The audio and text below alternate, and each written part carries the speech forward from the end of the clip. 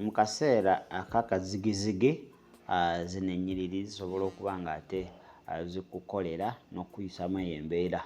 Omuzungu kyagamba Bible verses to meditate on bad days or evil days. Kakati zijja kukolera nnyo onooba nga ate ozikozesezza mu linnya erya Yesu. Abafilipi 4:6 paka ku 7, Philippians chapter 4 verse 6 to 7 egamba watya, do not be anxious about anything, but in everything by prayer and supplication with thanksgiving let your request be made known to God, and the peace of God which surpasses all understanding will guide your heart and your minds in Christ Jesus. Olunyiro lwokubiri mu kaseera akakazigizigi lwoyinza okuba nga okozesa Isaiah 4:10. Isaiah chapter 41 verse 10. Fear not, for I am with you. Be not dismayed, for I am your God. I will strengthen you. I will help you. I will uphold you with my righteous right hand. Kale olunyiro lwokusatu mu kaseera akakazigizigi oluyinza okuba nga okozesa Peetero ekisooka 5:7. 1 Peter chapter 5 verse 7. Cast all your burdens unto him because he cares for you. Cast all your needs, all your what, your natural cheetah unto him because he cares for you. Onyiro olulala lwotalina kuba nga obuusa maaso mu kaseera ng'ebintu bitabuse. Abafilipi 4:13 agamba atya, I can do all things through him who strengthen me.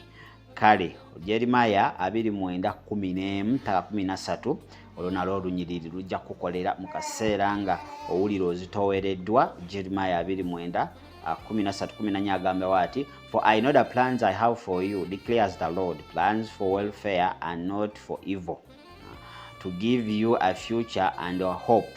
Then you will call upon me and come and pray to me, and I will hear you. I will hear you. You will seek me and find me when you seek me with all your heart. Olunyiro olulala mu kaseera ng'ebintu bitabuse, kaseera nga tolaba gy'olaga. Zabuli 9:10 paka ku Zabuli 9 paka ku 10. Psalms chapter 9 verse 9 to 10.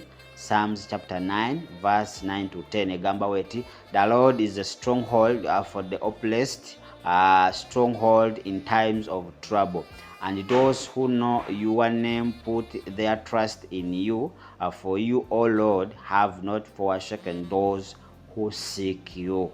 Joshua 9 ejja kukolera mu kaseera ng'ebintu bitabuse, mu kaseera ng'omulabe yeegulumisa mu bulamu bwo. Agambye wati, have I not commanded you, be strong and courageous, do not be frightened and do not be dismayed, for the Lord your God is with you wherever you go.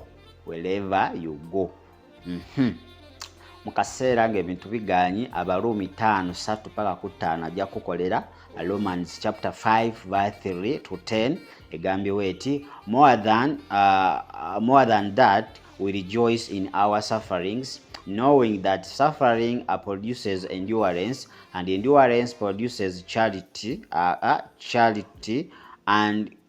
produces character, and character produces hope, and hope does not put us to shame, because God's love has been poured into our hearts through the Holy Spirit who has been given to us. Mukaseera nga olaba tokyalina gy'olaga, teweerabiranga Zabuli 28:7. Psalms chapter 28 verse 7 egambye etya, the Lord is my strength and my shield, in him my heart trusts and I am helped. My heart exalts, and with him and with my song I give thanks to him. Matthew 11:28, Matayo 10:28. Mu kaseera ng'ozitowereddwa, mu kaseera nga tolina sobola kutikkula kizibu ky'olimu, esobola okuba ng'ekukolera. Egamba etya, come to me all who labor and are heavy laden, and I will give you rest. Kale ezo z'ennyiriri z'oyinza okuba nga ate okozesa osobola okuba nga ate oyita mu kaseera akakazigizigi, akaseera nga embeera egaanyi zisobola okuba nga ate zikukolera mu linnya erya Yesu. Sogenda kubanga nsukka wano ndowooza tusisinkane mu kitundu kyaffe ekiddako. Enisa Hotel okugambye mu kibuga Jinja, ebintu byonna byateeredde dda okuba nga ate bakutuusako ekyokulya. Naalo nga badde ku kamera okutuusako ekifaananyi ekyo. Mubeere bulungi ate era mweraba.